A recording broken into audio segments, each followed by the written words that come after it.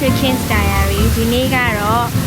မြို့ထဲကခေါင်ဆန်ကိုသွားမှာဆိုတော့ခေါင်ဆန်မှာမဖြုံးခင်လက်ချက်စိတ်တဲ့အနေနဲ့ 7-Eleven မှာဘုတ်ဝယ်ပါမယ်။ဒီနေ့ဆောက်နေပါတော့။တွေ့ပြီးသားဆိုတော့ဒီနေ့မှာဖတ်ပါမယ်။ Let's go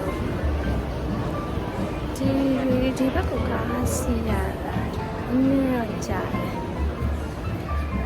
ပုံမှန်ဆိုရင်904နဲ့ဆက်ချင်ရောက်တယ်နော်။ဒါပေမဲ့အဲ့904ကစောက်ရတာနိုင်ဝက်လောက်ကြာတယ်။အဲ့တော့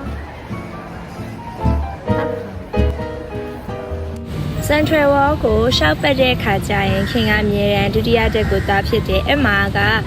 စမ်းလို့ရတဲ့အယူမွေအစုံရှိရပေါ့နော်။ပြီးတော့အဲ့ဘေးနားလေးမှာက Miss Land ဆိုတဲ့ clams quality ကောင်းတဲ့ lens စီလည်းရှိရဲအဲ့မှာအမြဲဝယ်ဖြစ်တယ် Atmo mask ကတော့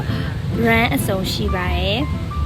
Central Wall ပတ်ပြီးတဲ့အခါမှာတော့တငယ်ချင်းက Bamograd Hospital နားမှာနေတာဆိုတော့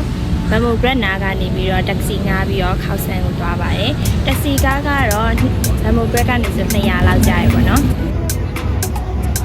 ခေါက်ဆန်နဲ့အစကိုရောက်ပါပြီ